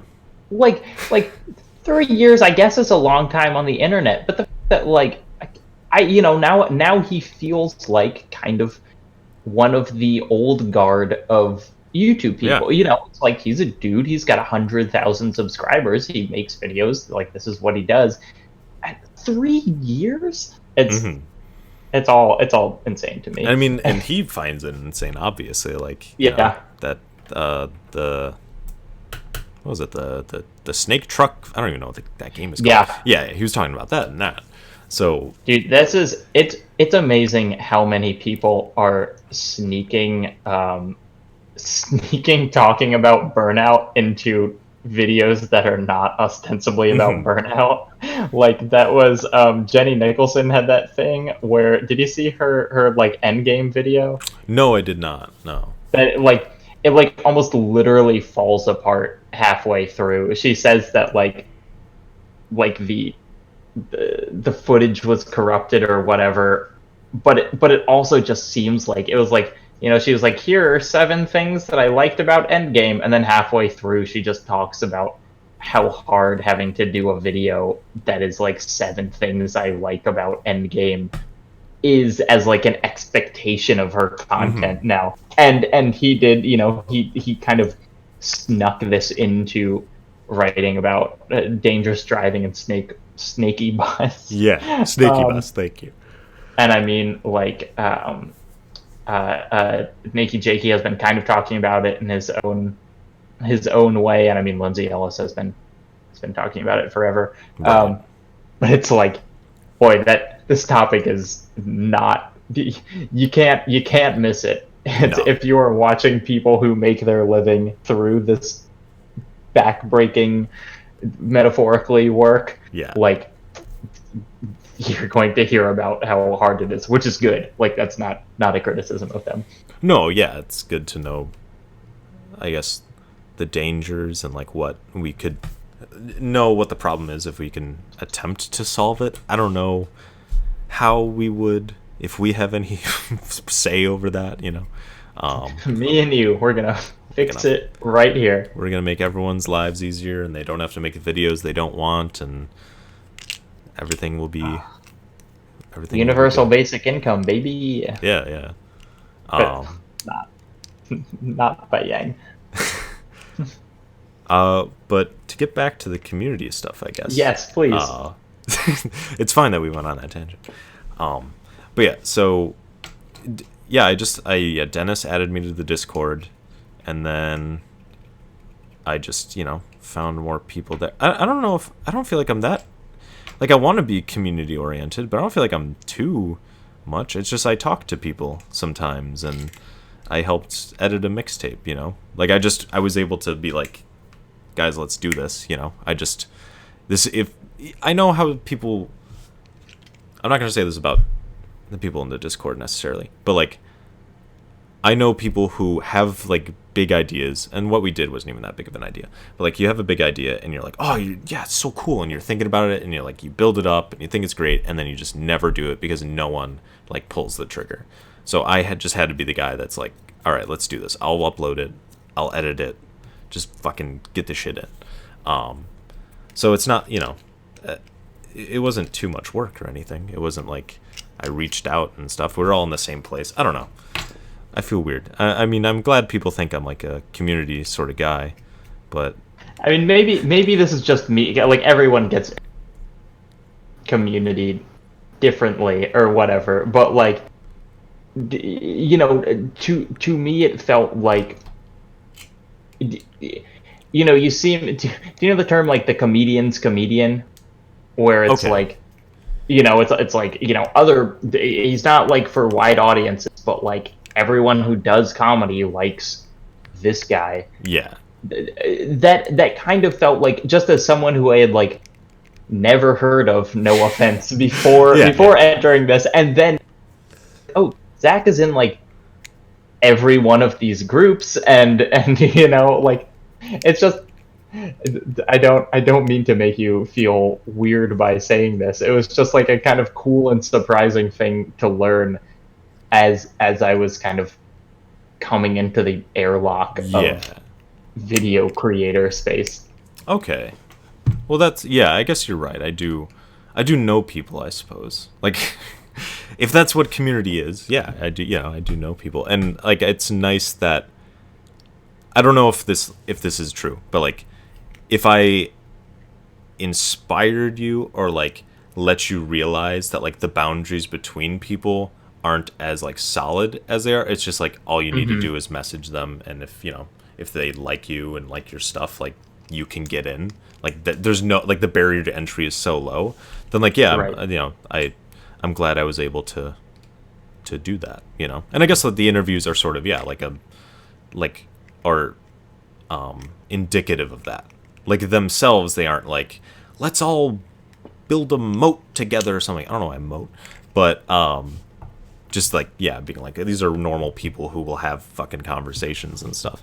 Then yeah, I guess in that sense, I foster community, not in like a tangible way, but in like a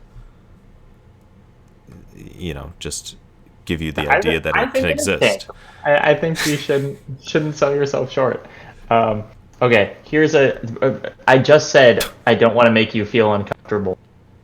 This might make you feel uncomfortable. Okay. My roommate, while watching the first one of these interviews, said that you seem like you were like a very sensual person. You had a sensual energy. Have you ever been told that? Do you think that about yourself? I mean, I appreciate that.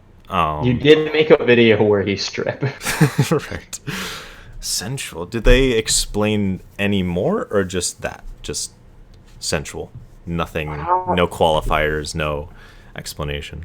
I don't know. I mean, I don't want to put my roommate like On the spot. blast. or Yeah. No. whatever. No. I mean, it's not like a bad thing, but like, I've had No, people. I mean, I think she talked about like, oh, it's like your voice is kind of confident and Oh, whatever. okay. Yeah. Yeah. Yeah.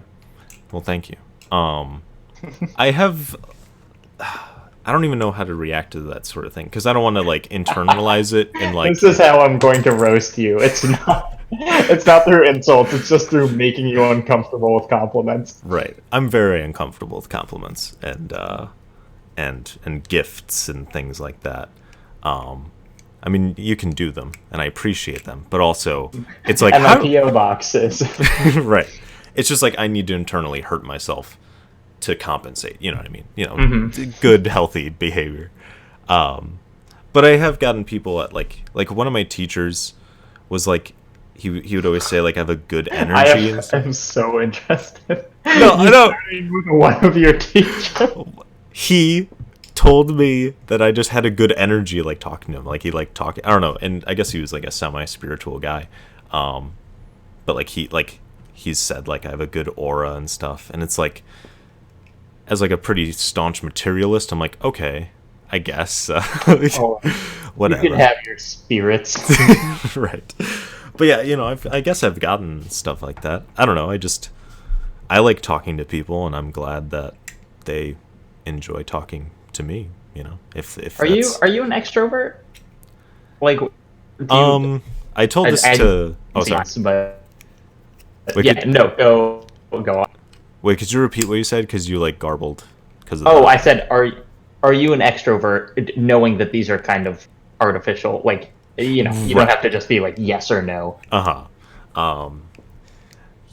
I don't my INTS, or I don't even know what that test is or whatever. Myers-Briggs. Mm-hmm. No. I told this to someone once. I was like, I'm an extrovert that hates themselves enough that they become an introvert. You know what I mean? Not that I'm not. It's not like that bad. But it's just like I like people a lot, but I don't like myself. So I will like recede into myself because it's like I want to talk to Mm-hmm. people, but it's like, but it's me. Shouldn't make anyone go through that. So then I fall back into myself. I mean, I've got a good amount of friends and stuff. It's not like I'm alone. I'm able to get through it anyway. I mean, clearly I'm talking to you right now. We've done this twice, but like if I'm in the company of like strangers, I'm definitely like gonna be like I'm gonna isolate myself and be afraid to interact. But once I get to know someone, I'm more comfortable. And because like last time we did this, you said that you are in a house that like people just walk into Yeah. and whatever, and like I've never lived in that house and Yeah. probably couldn't deal with it because I'm like I'm a charismatic introvert, like I can talk to people and I can like do stuff, but I have to be able to like retreat somewhere Hmm. eventually. It's like I'm not getting energy from those situations. Yeah. But you do, it's like the people who I've known live in those houses, have this kind of like can maintain energy around people for like a long time, Yeah. which is like almost a superpower to me. And I was just, wondering if kind of you felt like that, or you kind of get by in other ways. I guess it depends on who I'm around. I mean, I will say like I'm very physiologically like I have a lot of physiological endurance. Like I don't get physically tired that quickly. Like I don't Sure. drink coffee every morning. I just wake up and I'm ready to go, and then I just do everything all day, and then it's like once Same. it's time to go to bed. Yeah, isn't it great? That also feels like a superpower. Is not having to start a day with coffee. Right. But even just like I don't get sick very often. Like I'm just like I just do the day, and then I don't take naps. I just fucking do it and I'm done. Right. So like if depending on who I'm around, like I'm fine and I don't have to like worry about getting tired or whatever. I mean like sometimes it's like I've hung out with people like 8 days in a row. It's probably time to have a day to myself, especially just because like I want to watch something or play a game, and Right. like I can't do that with certain like with people around or whatever. Like Ape Out, like I've been meaning to I downloaded it. I haven't played it since the last time we talked. I played 1 minute of it just to see if it worked, and it did, because it's not a hard game to run, and but I haven't had time. But like I went to Colorado this past weekend, and I was with 6 people, 5 other people, for like all 4 days. And I was like, I could go for a rest. But then on Monday, I immediately hung out with someone. Like, I immediately hung out with even more people.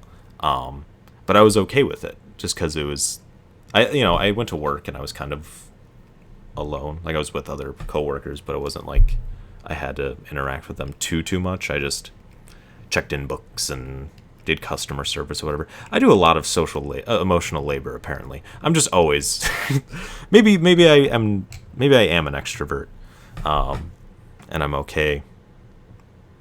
I'm always okay socially, but there are sometimes it depends on the people, I guess. I'm sorry, I'm rambling. No, this is what I want. I mean, it seemed like when Dennis talked about Trek Fest last year, Uh huh. it kind of seemed like. I mean, how did that first year's coordination happen? For those watching, Shrek Fest is a thing that happens in what, Wisconsin? Yeah. Yeah. Um, and last year a bunch of video to it is also happening, and video people are going to it again. But like you were kind of one of like the core members of that squad. Yeah. There was just Dennis, Matt Lucas, and my friend John and I. because I don't have a car, so I needed someone to bring me. So I'm like, you're going to Shrek Fest, buddy, you know. And yeah, it was just us. We like, I don't even know how it happened. I guess Dennis probably just like in his Discord was like, who wants to go to Shrek Fest? And I was like, that'd be cool to, meet him physically in the real world. You know, we'd obviously like, he sent me like his dancing portion for the Magic Mike video credits, and we'd interacted a decent amount. I think I did the interview at that point. Yeah, I think I did. So we talked. We knew each other all right enough. I knew he wouldn't kill me, so yeah, we just messaged it out. I don't know if we had like. I don't really remember the details of it, but we did all come together, and Matt came into Chicago and we picked him up. Oh, okay. So I planned it with Dennis, and then I guess I planned it with Matt. Thank you, Matt. He's in the chat right now, helping me get my story straight. But yeah, we just it wasn't too hard. It was just like, let's go to this hotel. Okay, we booked at the hotel. It was pretty cheap, and we'll go to Shrekfest. Now we kind of know what we're doing, so we've planned a longer trip or whatever. So we'll get to do more. Also, the first night we spent it doing the interview with Matt, and that took a long time. Lost a lot of footage. It was. I felt bad. I don't know if you ever watched that interview, but it turned out all right. Matt liked it, so that's good. That's all that matters, is he had a good time. That's all I'm worried about. Okay. All right. Well, I don't have a lot more questions for you. I'm pretty satisfied with this as a part 2. Is there anything else burning on your mind that you want to get out? I guess I just wanted to say, so I think I messaged you about it when I was making it, but like that banjo video that I did was definitely like Jacob Geller inspired. Like, if I'm very receptive to what I'm watching at the time, like that's that. Like you were the new inspiration that I'm cribbing from and stealing. Zach is roasting me right now. I'm not roasting you. This is how we're roasting each other. Oh, right, making each other happy. Yeah, and then sad. But no, yeah, it was like, how do I?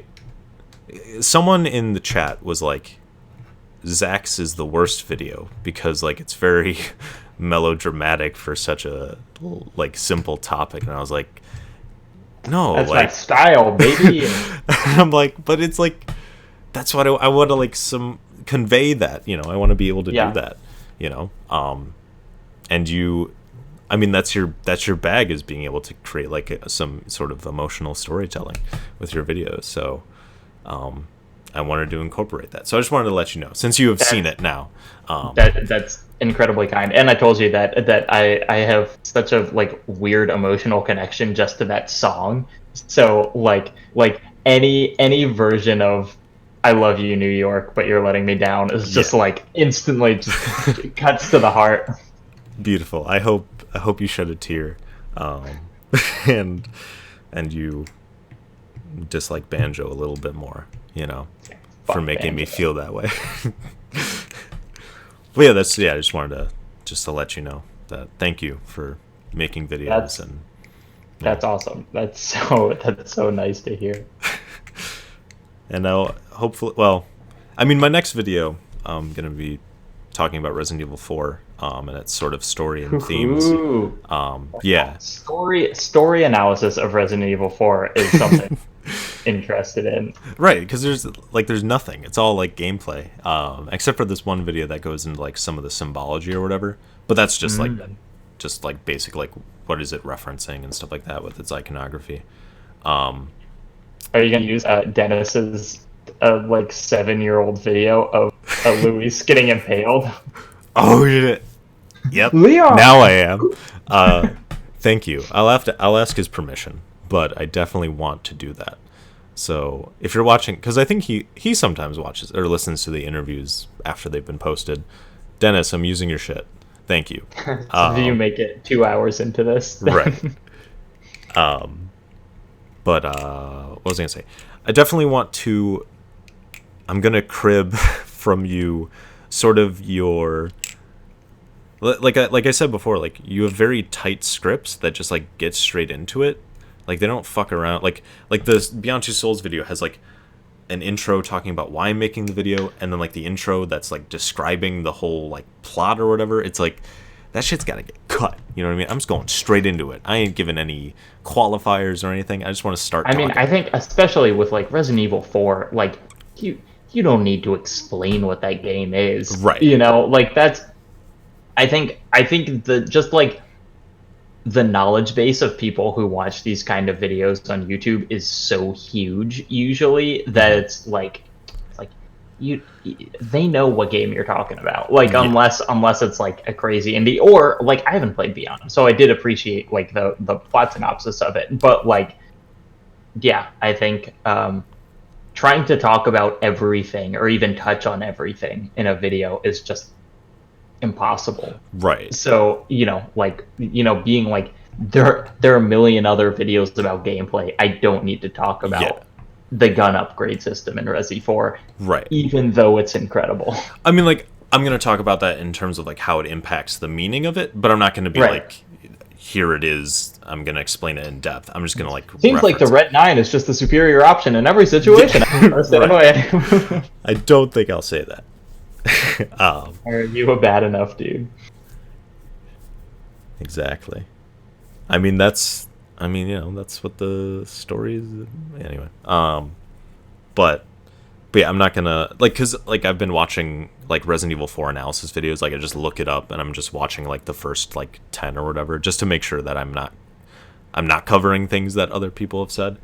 Mm-hmm. And like all of their intros are like Resident Evil 4 is the game that changed the formula, and and like all that stuff, like giving all of its background and shit. It's like I know I don't need to talk about that, like I just need to cut the bullshit and go straight into like what I want to say. And this one's not going to be like a sort of Jacob Geller like narrative where it's like there's this emotional hook. It's just going to be like this game is kind of a post 9/11 game or whatever, I have been lucky enough to have emotional hooks kind of accidentally, and like a lot of, but it's like I've made videos about fucking Ganondorf and Beat Saber and stuff, like but those are like the magic, like my Magic Mike video. It's like sort of joy and like wonder, and like you're able to express it. Like it's still an emotional hook, man.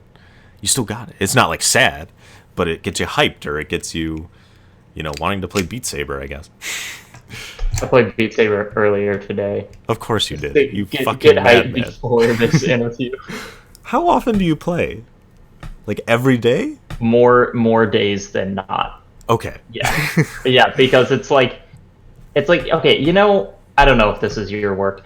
I sit at a desk in my work and I will come home and be like tired from like sitting all day, and then the solution to that is to like work out, like get your heart rate up. I'll tell you once I think of it. And so I'll play Beat Saber to get untired at the end of a work day. That's and also to get these guns, baby. Look at those. Okay. Matt asks, what is my proudest Beat Saber accomplishment? For a while, I was like number 3 in the world on Sweatpants by Childish Gambino.